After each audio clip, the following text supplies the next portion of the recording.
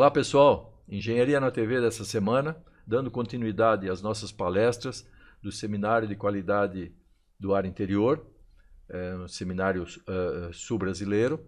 Nós vamos assistir a palestra sobre sistemas inteligentes de monitoramento com o palestrante Arthur Aikawa.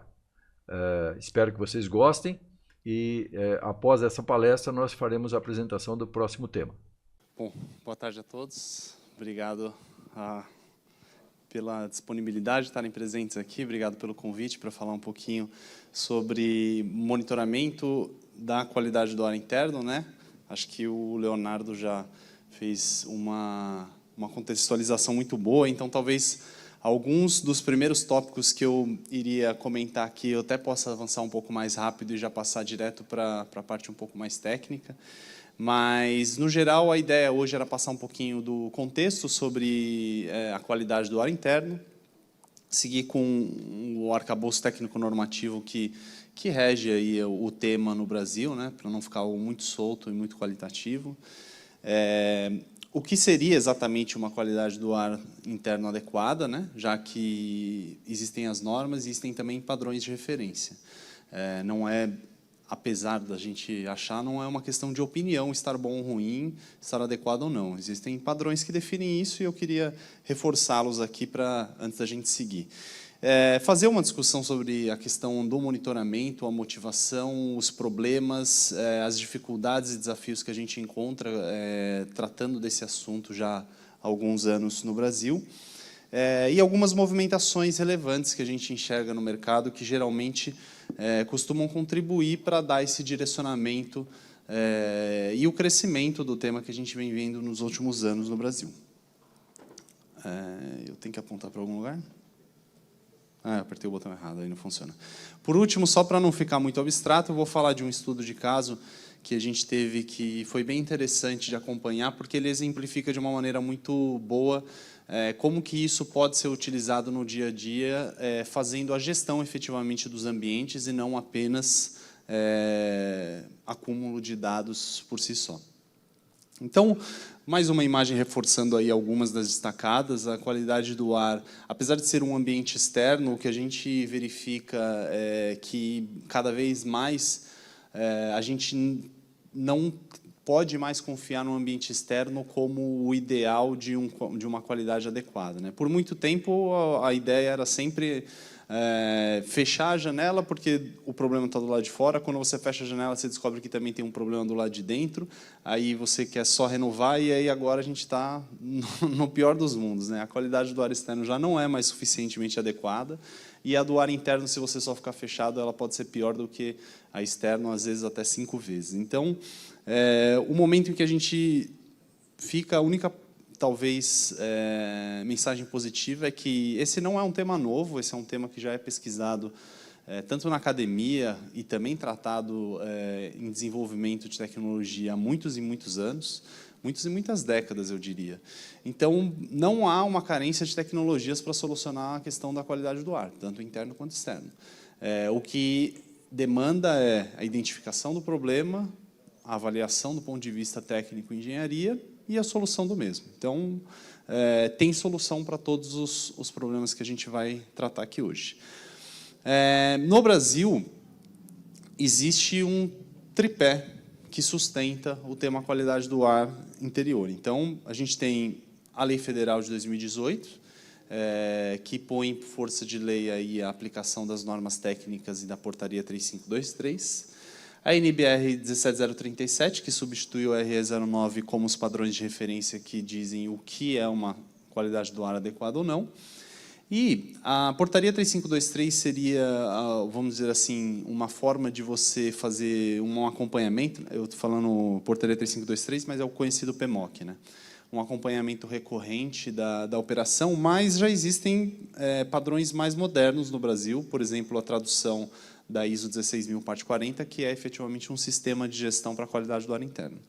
Então, a gente já tem as ferramentas. Se você se basear apenas nesses 3 documentos aqui, você tem tudo o que você precisa, tanto para justificar o uso e a preocupação com esse tema, e temos também padrões de referências e processos a serem seguidos para garantir que a qualidade do ar nos ambientes vai ser adequada. Então, do ponto de vista institucional, até que a gente tem um arcabouço bem organizado. Isso não é a realidade na maioria dos países fora, mundo afora, né?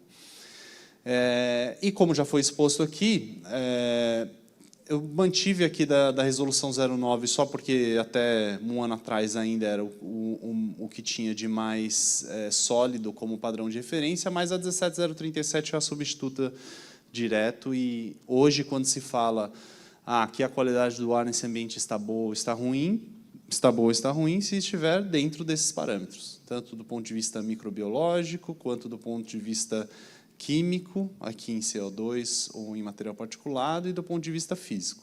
Então, isso é uma qualidade do ar adequada. Mas em 21 graus, 21,5 graus, eu me sinto com muito frio. Tudo bem, vai ter diferenças de regiões para regiões, mas esses são os padrões de referência de qualidade do ar interior. Dentro desses padrões, estaria adequado.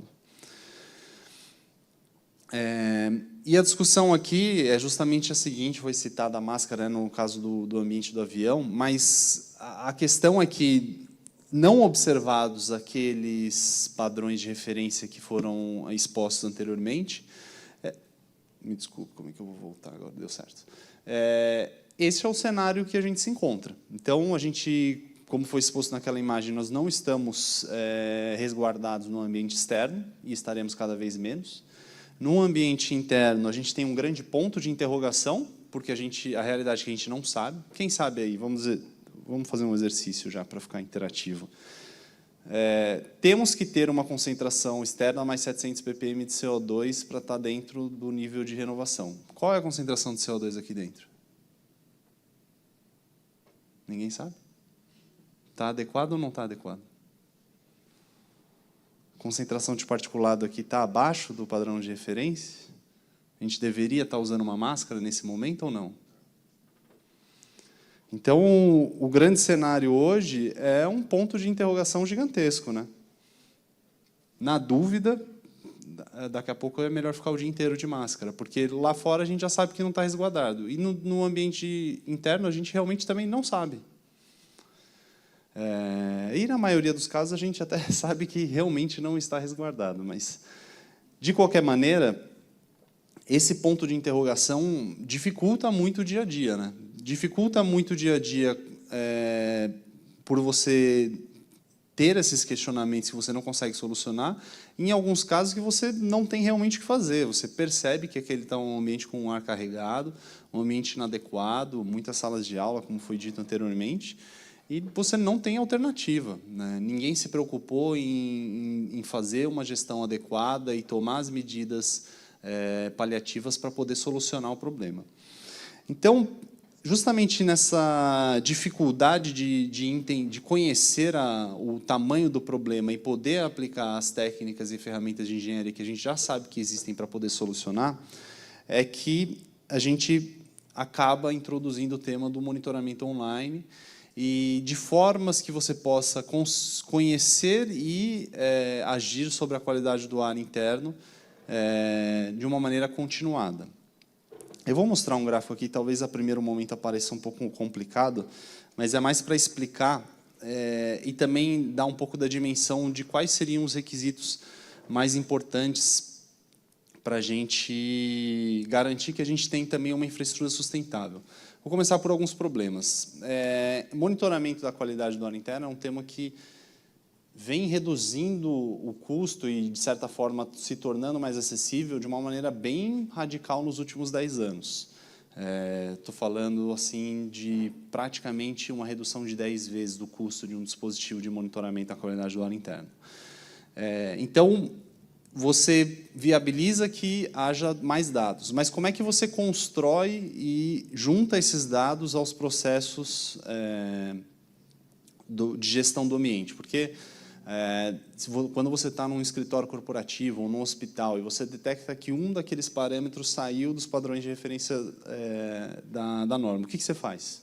Ele está lá, fez uma leitura agora, daqui 5 minutos vai fazer outra, daqui 10 minutos vai fazer outra, e todas elas estão inadequadas. O que a gente faz?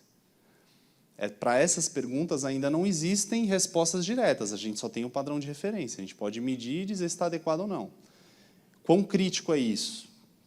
Todas essas respostas elas devem ser refletidas a respeito dentro do sistema de gestão, mas hoje não existe uma receita de bolo do que você deve fazer. Ah, faça isso, isso, isso e você está resguardado. Então, existe toda uma integração saindo... De novo, um minuto aqui. Saindo do mundo físico até que a gente chegue nas aplicações, que seriam justamente esse encadeamento de processos para que você possa agir sobre os edifícios, que exige um exercício que ainda nós estamos começando. Nos últimos 10 anos, como eu disse, a gente veio do custo de um dispositivo de monitoramento online cair de algo da ordem de R$20 mil para R$2.000, e agora que eles estão acessíveis nos locais, o que a gente faz a hora que a gente chega aqui? A gente não sabe ainda. Isso está sendo desenvolvido e as pessoas estão aprendendo com isso. Eu vou falar um pouco mais no estudo de caso depois. Então, o mais importante para você garantir que esse investimento que é feito hoje em sistemas de monitoramento ele não seja perdido, é que ele tenha, de certa forma, uma arquitetura que permita criar abstrações. Então, aqui eu criei algumas, só para a gente ter uma noção. A gente tem os parâmetros que estão sendo monitorados, alguns exemplos, né? Isso são integrados, geralmente, dentro de dispositivos, numa rede local ou uma conexão direta com a rede celular. E aqui você já tem que criar uma barreira. Por quê? Porque se você tiver algo 100% verticalizado da ponta até aqui, significa que se você precisar trocar um sensor aqui, sua aplicação quebra. Ou se você mudar alguma coisa na sua aplicação, o seu dispositivo vai para o lixo. E isso, a longo prazo, é totalmente inviável. Então, a gente cria níveis de abstração, a parte da conectividade em nuvem, a parte de API para integração com aplicações, que permite que você faça, de uma maneira um pouco mais simplificada, você tem uma infraestrutura no local para fazer o acompanhamento, você tem uma infraestrutura de gestão de dados e você tem o consumo disso dentro das aplicações. Porque a gente, às vezes, cria uma ilusão de que não, é só criar um processo aqui, fazer algumas rotinas de isso, então aquilo, e pronto, está pronto. E aí você coloca para rodar num escritório, faz uns ajustes, beleza, está rodando, está pronto. Aí você coloca a mesma rotina no hospital, não dá certo. Não, só precisa fazer mais esses ajustes. Aí você faz o ajuste no hospital, ótimo. Aí coloca numa escola, não serve de novo. Aí você, não, é só mais um ajuste aqui que você faz na escola. Beleza, está pronto. Aí você vai para uma academia, não serve de novo. Então, a realidade é que edifícios, eles são quase que como pessoas, cada um é de um jeito. Não tem como você querer enfiar uma rotina lá de processo de gestão de qualidade do ar de um para o outro e está resolvido, é só copiar e colar e pronto. Então, você precisa ter, de certa forma, essas camadas de abstração para que você possa, em algum momento, ter muita flexibilidade em como esses dados vão ser utilizados. Porque, no final, é só isso que interessa para as pessoas. A única coisa que interessa para as pessoas é como esses dados vão ser usados no dia a dia para gerir a qualidade do ar. Todo o resto é infraestrutura. A infraestrutura ela é extremamente importante que ela seja feita uma vez e bem feita e que ela sirva vários usos. Mas o grande desafio ele ainda depende muito de profissionais que aprendam sobre o assunto. Eu acho importante, então, ver um público aqui, se interessem em analisar esse tipo de informação e se interessem em buscar soluções, porque pode existir o dispositivo, pode existir a inteligência artificial, nada disso vai resolver o dia a dia de cada edifício, porque cada edifício é de um jeito. E os profissionais precisam estar lá para entender o que está acontecendo, seja com uma infraestrutura ou com outra, e, a partir dessa infraestrutura, conseguir conectar isso com as tecnologias para que você possa, então, entregar um resultado. E depois eu vou dar um exemplo aqui de um estudo de caso, só para ficar um pouco mais palpável toda essa abstração. Mas por que isso passa a se tornar relevante? Por que isso deixa de ser um luxo e agora a gente não está mais falando só de algo que é interessante, a gente está falando algo que passa a ser essencial na vida das pessoas? E tem algumas movimentações muito claras sobre isso nos últimos anos. A primeira é talvez a certificação LEED, que é extremamente conhecida, talvez, para todos, ter adquirido e dado um foco principal na certificação WELL. Qual que é a diferença do LEED para o WELL? O LEED foi criado lá na década de 80, com foco em eficiência energética e sustentabilidade para edifícios, logo depois da crise do petróleo. A preocupação, em nenhum momento ali, era a pessoa que estava dentro do edifício, eram os edifícios ficarem eficientes, os edifícios serem sustentáveis. Ninguém parou para pensar no João e na Maria, que ficava 8 horas dentro do edifício. Isso vem depois. Isso vem evoluindo naturalmente, houve muita pesquisa sobre síndrome do edifício doente, qualidade do ar, a gente vê tudo se intensificando, mas o que a gente viu nos últimos anos, talvez até o final da apresentação eu pare de fazer isso, é a consolidação numa certificação em que não está preocupada se o... É claro que isso não deixa de ser importante, né? Ainda mais num contexto que a gente tem hoje de mudanças climáticas, mas a preocupação principal é como está o ambiente que essas pessoas vão passar o dia inteiro, do aspecto de iluminação, acústica, qualidade do ar interno, com monitoramento online, com publicidade dos dados. Como está esse ambiente para as pessoas que vão ficar o dia inteiro ali. Isso é uma movimentação extremamente significativa. Não é só uma mudança de logo, não é só uma mudança de documento, é algo muito relevante que já se inicia uma massificação. E, para os pontos completos em que você precisa ter a publicidade dos dados e compartilhamento, você começa a ter até uma divulgação para um público leigo a respeito daqueles dados que vão vir questionamentos. E os profissionais têm que estar preparados para responder esses questionamentos. Um nível de publicidade que a gente viu, essa numa cidade na Alemanha, onde todas as salas de aulas de todas as escolas municipais têm monitoramento de temperatura, umidade e concentração de CO2. Público, online, no site, para todo mundo acompanhar, já desde os últimos 4 anos. E está lá. Se tiver bom, se tiver ruim, se tiver mediano, está lá, para todo mundo ver. Não é só no Brasil que tem sala de aula mal ventilada, na Alemanha também tem. E eles, eu acredito que devem saber uma coisa ou outra sobre como resolver isso. Mas, a partir do momento que é colocar... significa que alguém fez a escola errada? Não. Talvez, nas premissas do projeto, a infraestrutura que foi construída atendia perfeitamente. Mas a gente sabe muito bem que os edifícios são dinâmicos, o uso é dinâmico. Talvez uma sala que tinha 15 alunos no ano seguinte tinha 21. É só mais 5 crianças, não. Não são só mais 5 crianças. Você aumentou em 30% a quantidade de pessoas e talvez colocou um assistente a mais. Não é só mais 5 crianças. Só que isso vai passando despercebido.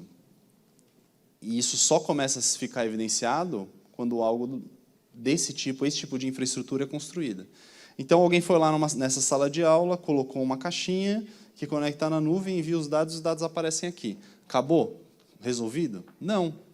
Tinha 3 blocos: a infraestrutura, a gestão de dados e as aplicações. Como é que isso aqui se reverte em algo que vai impactar a saúde das crianças que estão ali na sala de aula? Esses processos, eles, como eu disse, dependem de um sistema de gestão. E não estão solucionados aqui e não estão solucionados lá também. Se entrar no site, deve estar da mesma forma. Existe alguma orientação? O mundo, vamos fazer uma automação. Dá para fazer automação, mas não precisa. Às vezes, uma orientação aos professores é suficiente. Uma notificação para que algum procedimento padrão seja feito. Então, justamente essa questão das aplicações. Por que a gente tem, sei lá, você entra na loja de aplicação do seu celular e tem milhões e milhões e milhões de aplicativos. Por que não tem só meia dúzia de aplicativos? Alguém já se perguntou? Por que tem 6 milhões? Por que não tem só 6? Porque são 6 milhões para atender as particularidades de, sei lá quanto hoje, 8 bilhões de pessoas. Cada pessoa é de um jeito. Tem gente que gosta de abrir o e-mail e ver uma tela rosa. Tem gente que gosta de ver uma tela azul. Tem gente que gosta do e-mail completo, tem gente que gosta do e-mail só o resumo. E isso se repete para todas as aplicações que a gente usa no dia a dia. Então, a gente achar que a gente vai fazer um dashboard bonitinho e criar alguma coisinha simples e colocar lá na sala de aula e deu certo, e agora a gente vai colocar em todos os hospitais, academias, escritórios, universidades, centros de convenções e a qualidade do ar está resolvida? Esquece.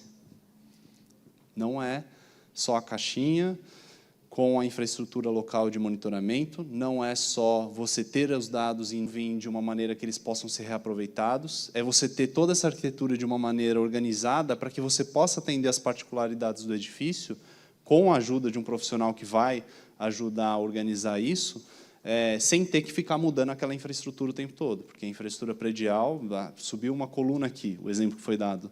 Ah, não, mas agora mudou um pouco a dinâmica aqui, a gente vai mudar aquela coluna 1 metro para o lado. Esquece. Sabe quanto custa mudar aquela coluna 1 metro para o lado? Então, a gente vai colocar uma infraestrutura de monitoramento e automação aqui. Ah, não, mas mudou agora um pouco, a gente vai mudar toda essa... Você sabe quanto custa mudar toda essa infraestrutura? É inviável. Então, precisa ter os níveis de abstração que permita que você mude a dinâmica, mude a aplicação, faça as adequações necessárias sem ter que mudar a infraestrutura. E quanto mais simples for fazer essa alteração, melhor. Exemplos no Brasil mesmo, de publicidade de dados, de você ter dados públicos acompanhando e mostrando para os ocupantes, concentração de CO2, temperatura, concentração de VOCs, material particulado suspenso, nível de ruído sonoro, umidade relativa. Então, a gente tem exemplos no Brasil acontecendo, de infraestruturas bem grandes, com algumas dezenas de dispositivos, dando algum feedback e iniciando esse processo de uso dos dados num sistema de gestão, né? Como isso vai ser usado no dia a dia. O que era o caso que eu queria contar para vocês? A gente tem acompanhado uma infraestrutura que já está há muitos anos no escritório corporativo em São Paulo, em que são monitorados 3 andares corporativos, tem mais ou menos uns 15 pontos de monitoramento lá. Um deles é uma área de convivência, que tem um uso esporádico, né? Então, sei lá, alguns picos no início da manhã, na hora do almoço, no meio da tarde, e com alguns picos aleatórios que aconteciam de material particulado. E aí, como é que você avalia o que pode ser feito ali? Primeiro que, de novo, sendo um pouco repetitivo até, a gente tem a infraestrutura, a gente tem a gestão dos dados, a gente tem eles online e a gente vê lá algo como isso acontecendo. Uma concentração de particulado, que geralmente está aqui na casa dos poucos, não está a melhor imagem do mundo, mas algumas dezenas de microgramas por metro cúbicos, de repente salta para 220. E aí essa concentração começa a diminuir aqui num horizonte de 2 horas. É assim que os dados vêm. Eles não vêm assim, aconteceu isso no seu escritório, faça isso e está resolvido. Eles vêm assim. Como é que a operação do edifício reage a isso? Como é que ela faz a investigação? É nesse ponto que eu digo que não adianta só montar infraestrutura, ter os dados na nuvem. Cadê os profissionais que vão olhar isso e auxiliar o edifício a encontrar o problema e achar a solução, se é que é necessária? Nesse caso aqui, só não me estendendo muito para não prejudicar o horário, o que foi identificado é que nessa área de convivência estava tendo uma ação naquele mês em que todo dia no café da manhã tinha uma estação de crepe e estavam fazendo crepe lá e montaram umas chapas próximas ao ponto de monitoramento. Significa que esse pico de 220 microgramas por metro cúbico de material particulado suspenso aqui, nossa, uma cidade chinesa, evacuou o prédio porque todo mundo vai sufocar aí dentro. Não, é uma chapa de crepe. Ninguém vai morrer por causa de uma chapa de crepe. Mas se você partir de uma visão cega sobre o ambiente, só olhar os dados e falar, nossa, concentração de 200, isso aí é coisa de cidade chinesa, coloca todo mundo máscara, sai do prédio, você não vai conseguir entender as nuances. E se você usar esse tipo de mentalidade que talvez você usaria num sistema que está rodando numa sala cirúrgica, num hospital, ela não vai servir para esse ambiente. Então, você não pode simplesmente replicar a mesma aplicação, os mesmos processos. tem que haver uma adequação. E aqui, nesse caso, após avaliar um pouco mais detalhes, dava para ver que essa concentração subia para esse pico inicial, provavelmente por conta do setup, e numa questão de 1 hora ela já descia para concentrações normais, ou seja, a própria infraestrutura de renovação e purificação daquela área de convivência estava sendo suficiente para adequar até essa situação extrema, que não é comum. Então, existe uma notificação, o Facilities lá recebeu uma notificação no WhatsApp de manhã, ele questionou, teve uma análise de dados, teve um entendimento, tem todo esse processo e a conclusão foi: não precisa ser feito nada nesse momento, acompanhar para ver se esses picos não se prolongam por muitas e muitas horas, se talvez o sistema de renovação já não está mais dando conta de remover, e acabou, assunto encerrado. A grande maioria dos pontos de saída dos padrões de referência no dia a dia, eles são, na verdade, nada mais do que o uso do edifício no dia a dia. O preocupante seria se essa concentração subisse e ela não saísse daqui, dos 200, e ficasse até o final do dia. E a gente vê isso, talvez, se você colocar um dispositivo num restaurante mal ventilado, é exatamente isso que você vai ver. E você fala: mas eu só sento lá para almoçar por 1 hora. Tá, mas e o pessoal que trabalha lá? Então, espero que não tenha sido muita informação e muito confuso, mas a ideia é mostrar que os sistemas inteligentes de monitoramento que a gente está esperando chegar, eles já estão aqui. Eles não estão vindo, eles já chegaram. Essa instalação aqui tem 4 anos em São Paulo. O que está faltando, conforme eles se massificam, e isso também é um fato, eles vão estar presentes cada vez mais no dia a dia da operação predial, o que vai faltar é os profissionais preparados para acompanhar e auxiliar os edifícios a tomarem as decisões corretas. Um nível de automação para cada ambiente é possível. Se você tiver uma infraestrutura já preparada, você pode fazer ajustes na aplicação e ajustar para aquele edifício operar. Você não vai precisar ter alguém o dia inteiro olhando. Mas esse ajuste fino do final para a operação daquele edifício, daquela maneira, da dinâmica daquele local, ele não vai ser feito automaticamente. Ele depende de nós entendermos o assunto, procurarmos nos informar sobre o que acontece, como acontece, e estarmos presentes no dia a dia para achar soluções. Então, é um cenário que mostra que tem bastante trabalho a ser feito nos próximos anos. Acho que era isso que eu tinha para trazer. Agradeço aí a disponibilidade e o convite mais uma vez para falar. Obrigado.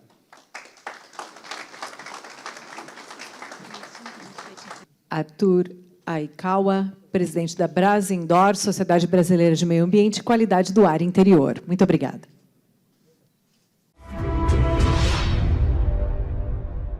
Há mais de 40 anos, a Emplatel é referência na produção de embalagens plásticas para os setores químico, farmacêutico, alimentício e cosmético. Com tecnologia de ponta e processos modernos, nossas embalagens fazem parte do dia a dia de milhões de pessoas, garantindo qualidade, segurança e inovação. Comprometida com a sustentabilidade e o respeito ao meio ambiente, a Emplatel segue evoluindo, impulsionando o crescimento da empresa, das pessoas e da comunidade.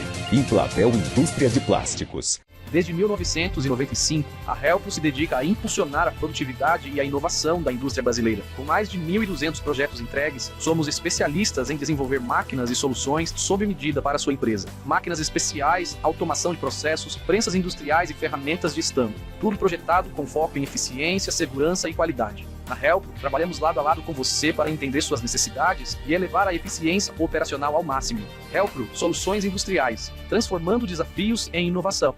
Há décadas, Artefatos Produtos e Serviços é referência com a marca Persianas Superior, atendendo com eficiência e criatividade. Agora, em uma nova fase, unificamos nossa atuação como Plásticos Superior, com foco e qualidade em soluções para indústria e construção civil, mais moderna, mais forte, alinhada às tendências e inovações. Na linha de frente estão nossos espaguetes de amarração, varetas de solda e macrofibras para concreto, produtos com qualidade superior. Plásticos Superior, soluções que resolvem.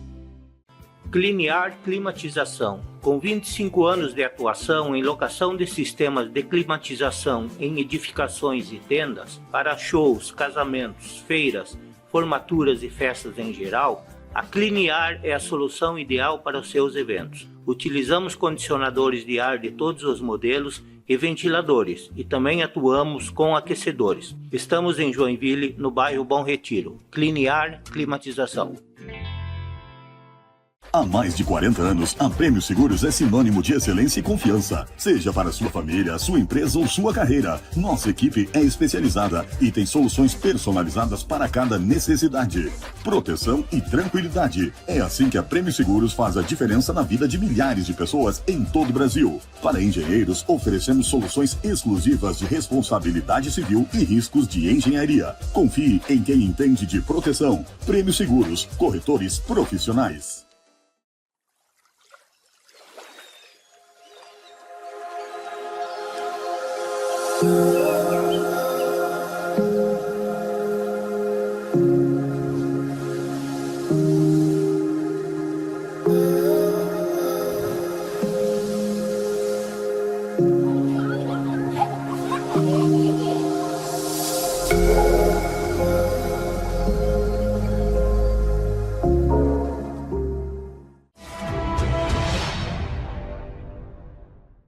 Dando continuidade, então, às palestras que foram produzidas durante o nosso seminário da qualidade do ar interior, no nosso Seminário Sul Brasileiro, nós vamos agora apresentar o tema Escolas Saudáveis, com Rodrigo Warner.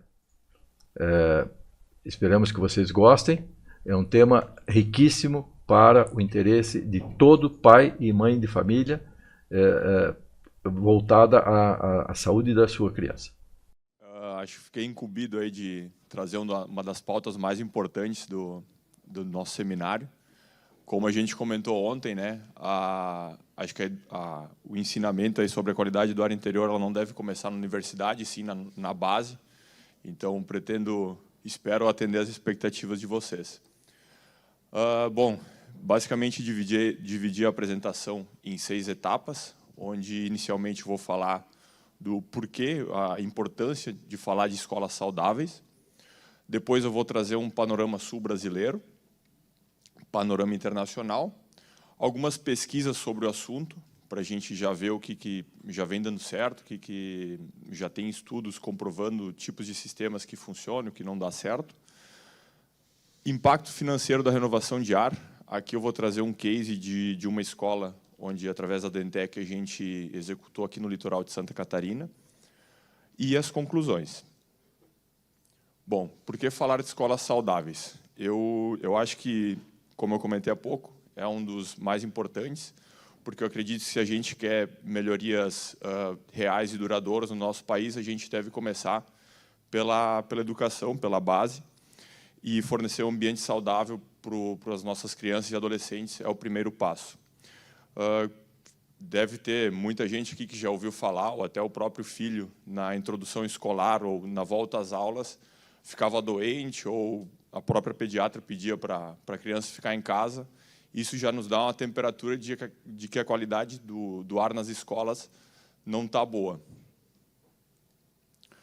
Então, a qualidade do ar impacta diretamente no desempenho cognitivo, atenção e foco, as faltas, doenças respiratórias crônicas como asma e rinite. Crianças são mais vulneráveis à poluição do ar, porque estão com o sistema imunológico e respiratório em desenvolvimento. E ambientes fechados com má ventilação favorecem a transmissão de vírus respiratórios, como Covid, influenza.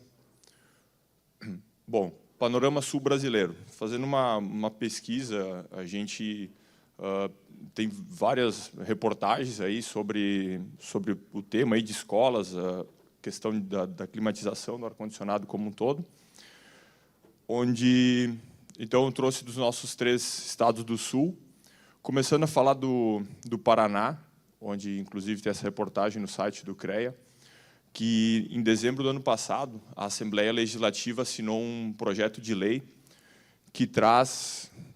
Aqui mudou a tela. Falhazinha técnica aí.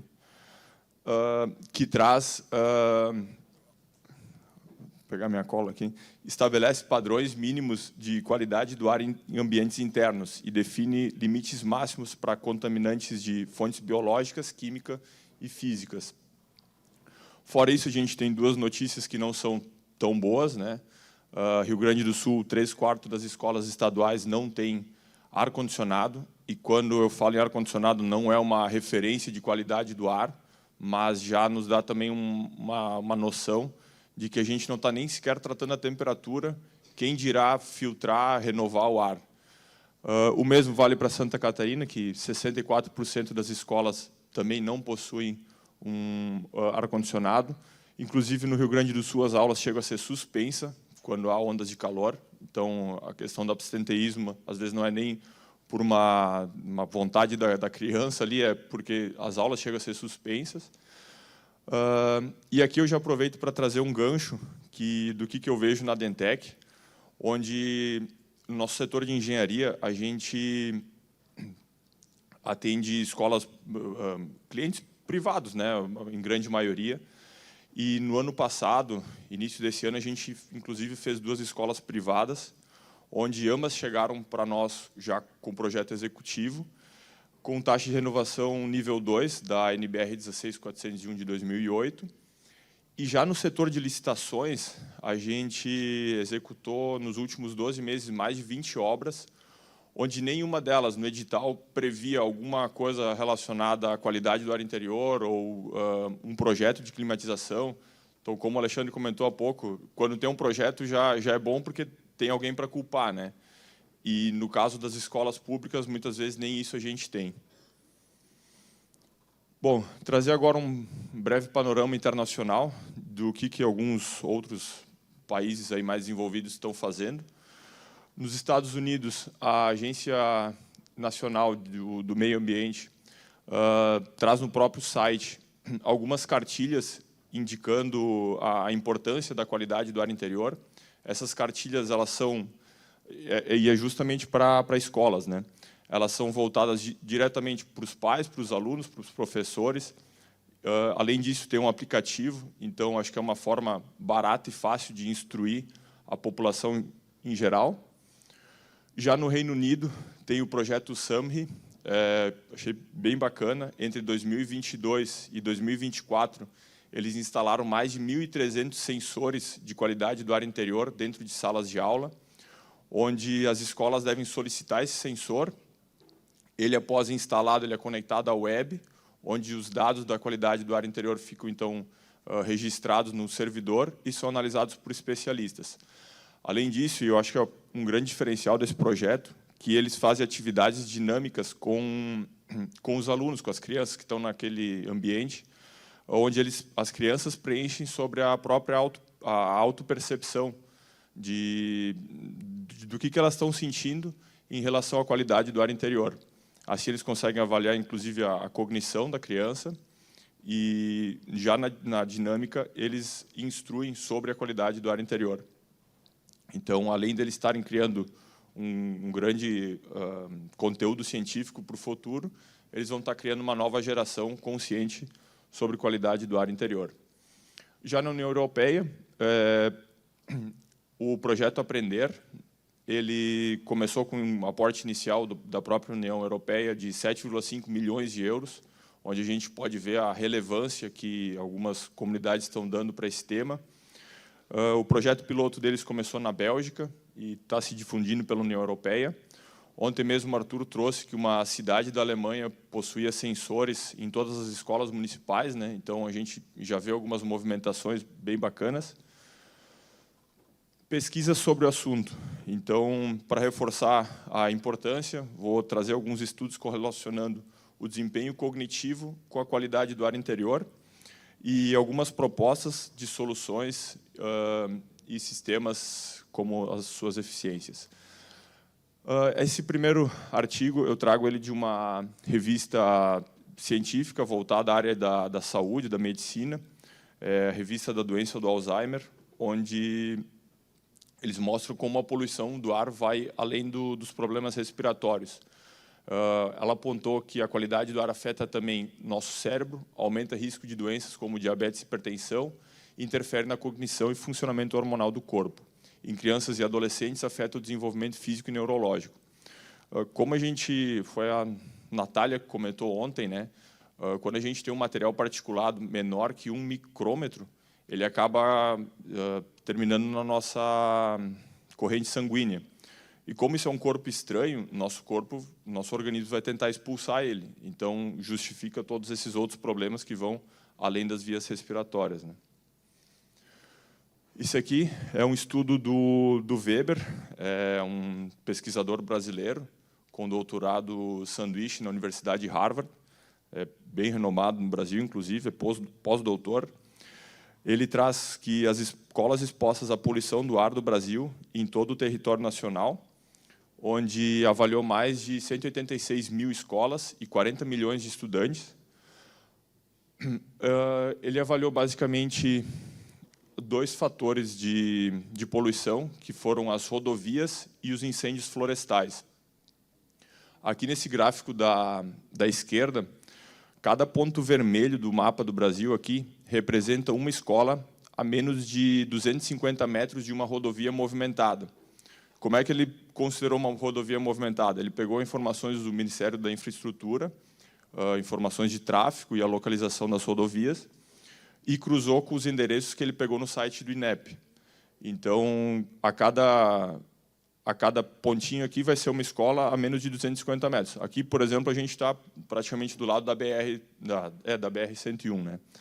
Então, 1/4 das escolas estão expostas a essa poluição, esse tipo de poluição.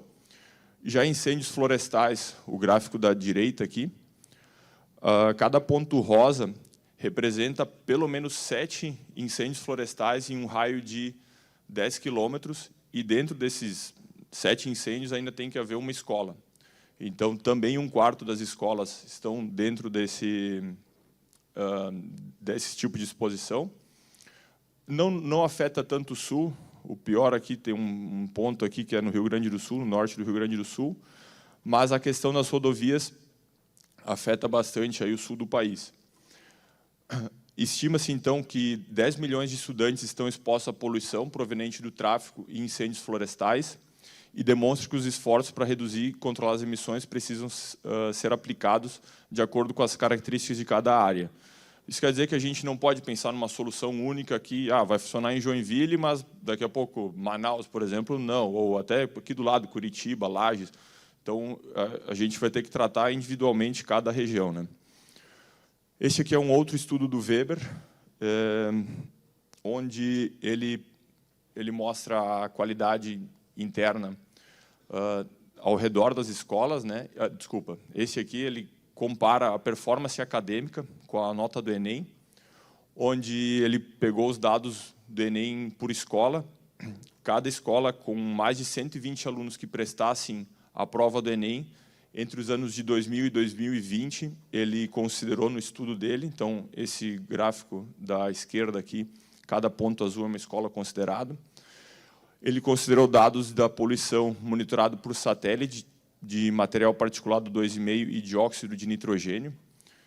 Aqui no canto direito superior a gente tem o dióxido de nitrogênio. A gente pode ver que o sul do país é bastante afetado, com uma concentração bem alta. Já o de baixo aqui é o material particulado 2,5. O sul, né, parece ok, só mais a região de São Paulo ali que tem uma grande concentração.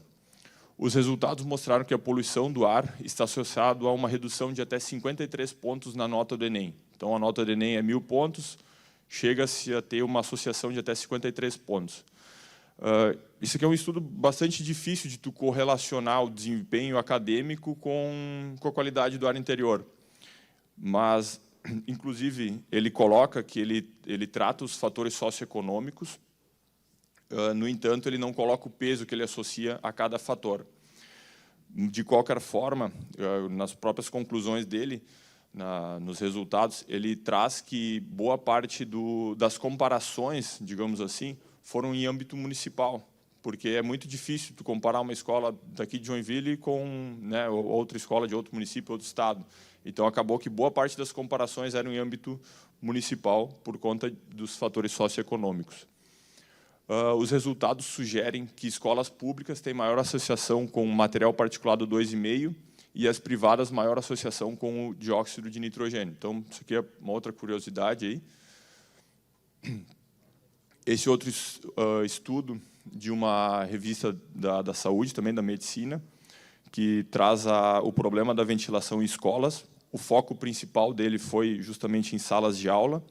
Os tópicos abordados são basicamente as taxas e as emissões de dióxido de carbono, e ele traz, as taxas de ventilação as taxas de ventilação e a concentração de dióxido de carbono.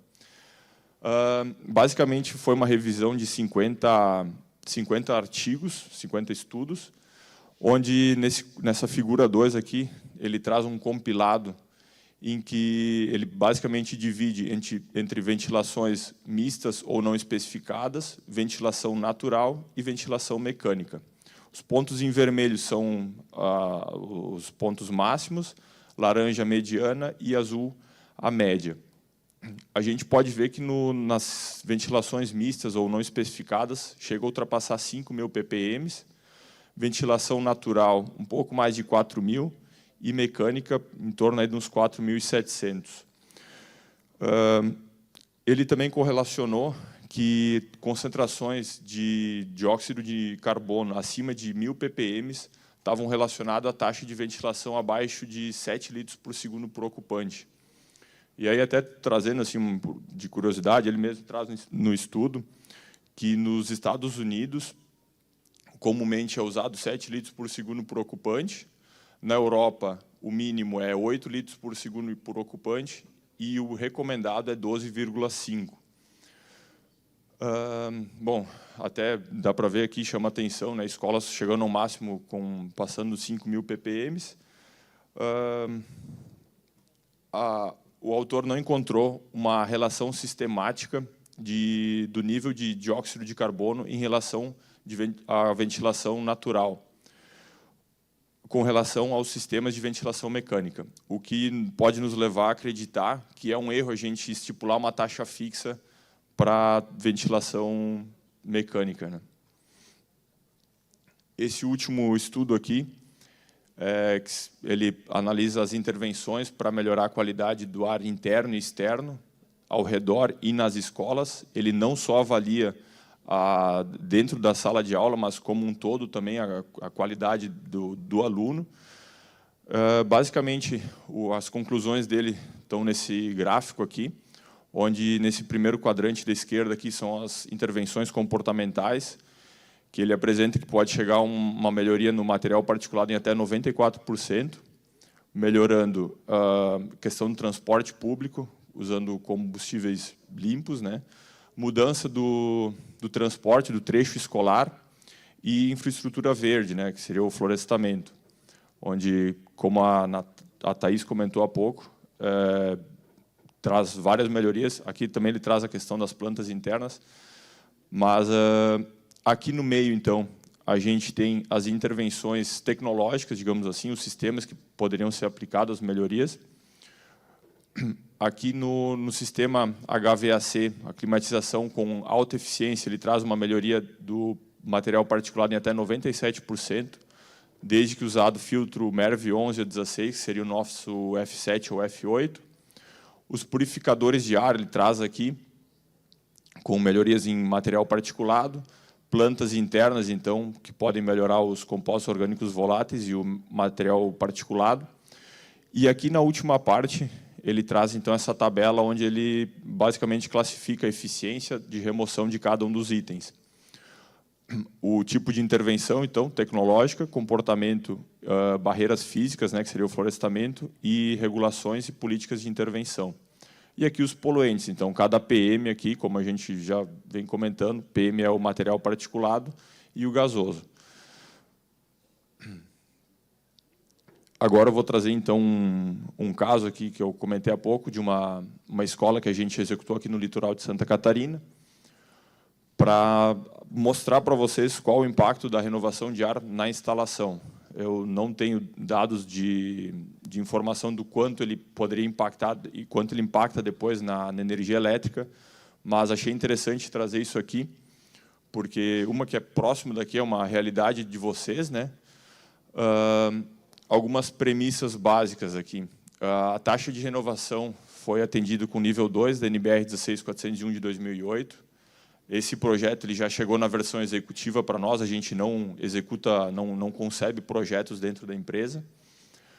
Eram 40 salas de aula, desculpa, 40 salas de aula para mais de 1.000 alunos, equipamentos cassete, onde então a recirculação não possuía filtragem adequada, aquele equipamento que fica no meio do forro, né, com o filtro G0 ali, ele não possui uma filtragem de recirculação adequada, mas a filtragem do sistema de renovação era G4 M5 conforme a norma. Nesse sistema também não possuía sensores de qualidade do ar interior. Bom, então, basicamente, o valor gasto só com a renovação do ar foi de R$ 168 mil.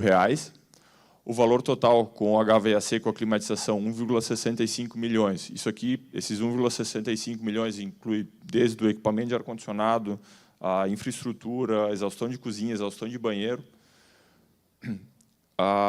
Então, o percentual da renovação de ar em relação aos 1,65 milhões representou 11,32%. Em uma obra onde o estimado total foi de 33 milhões, a gente pegar aqui esse 168 por 33, vai dar um pouquinho mais de 0,5%. Então, isso aqui, claro, é um projeto que a renovação de ar foi pensado já na concepção do projeto. A gente não teve interferência de viga, não teve problema com a altura de forro, que nem ontem o Carlos da Sigflux trouxe alguns casos ali onde tem que quebrar o vidro, tem que furar o vidro, tem um monte de tipo de intervenções. Aqui não, aqui já foi pensado lá no início, então, se a gente pensar na concepção, na renovação de ar, a gente ter essa preocupação, eu acho que não fica difícil de vender essa ideia para a população em geral, para o cliente final, né? Bom, alguns caminhos, então, com base nos estudos apresentados, no que a gente viu aqui. Purificadores de ar não pode ser visto como uma solução definitiva. Tá? Ele, apesar de, como o próprio estudo apresentar, desde que tem o filtro EPA 13, que não é uma realidade, né, não é normal eles terem, porque é caro, ele tem a remoção de material particulado, o PM10 e 2,5, mas, de qualquer forma, ele não renova o ar, como já vem sendo falado, né? Nós mesmos, seres humanos, geramos o dióxido de carbono, então a gente entrar numa sala e fechar as janelas porque lá fora o ar está ruim, lá dentro vai ficar pior. E esse cara aqui não vai resolver o problema.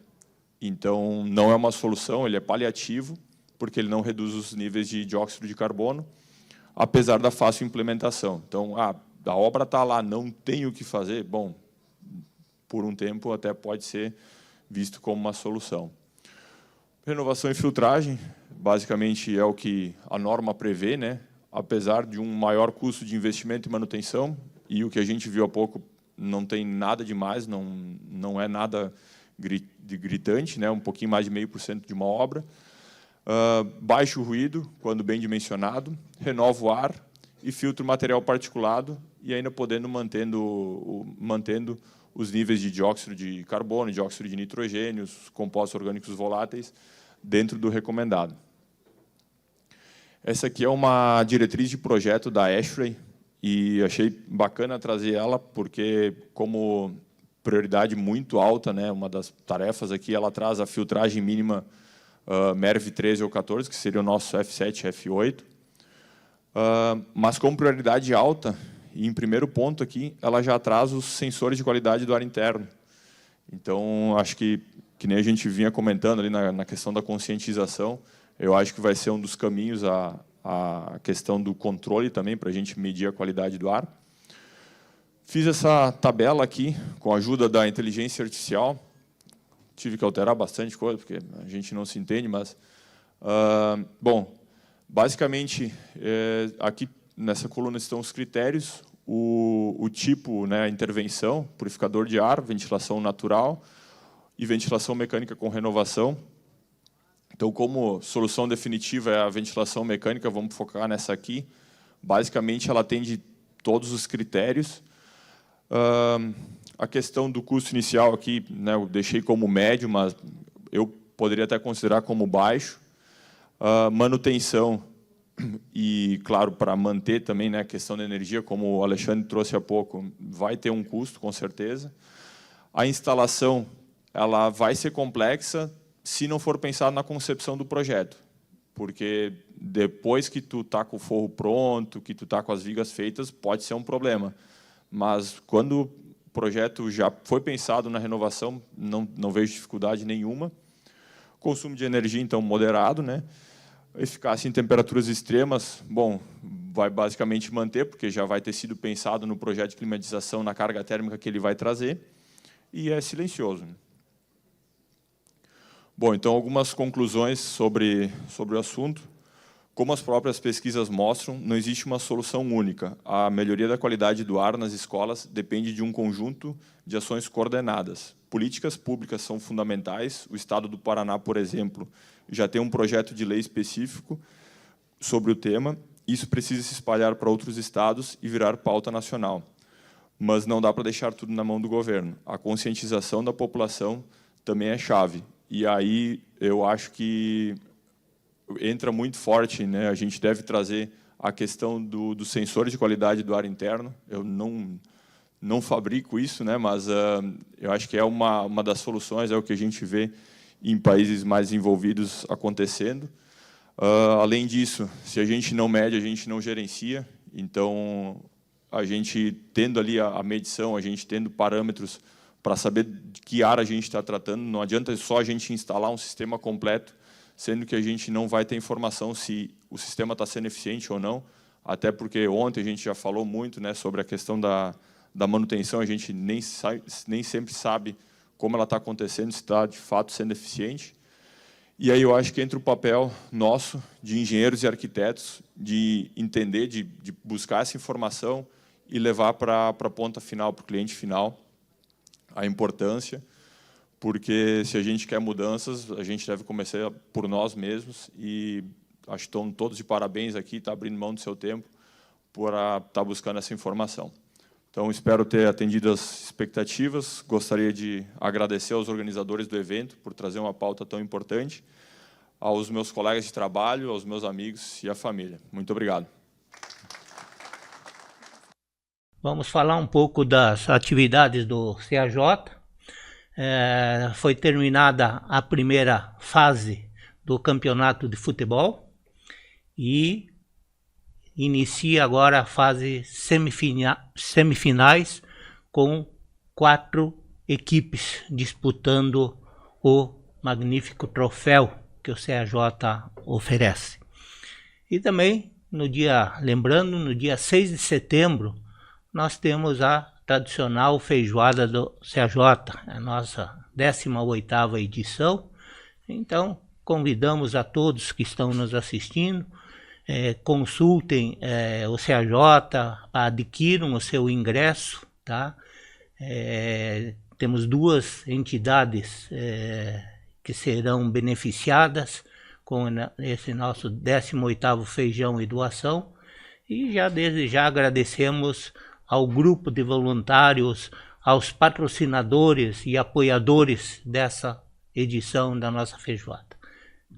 Aguardamos a presença de vocês. Obrigado. E fica também o nosso agradecimento aos telespectadores, aos apoiadores desse programa, e o convite a que todos continuem nos assistindo. Quando assistir o nosso programa no YouTube, não esqueçam de se inscrever, e aguardamos também a presença de vocês durante a nossa feijoada. E o torneio de futebol, para quem gostar de uma boa pelada, chega lá no Contra-Chamas, antigo Contra-Chamas. Antigo Contra-Chama, lá no bairro Floresta. Floresta. Um abraço a todos.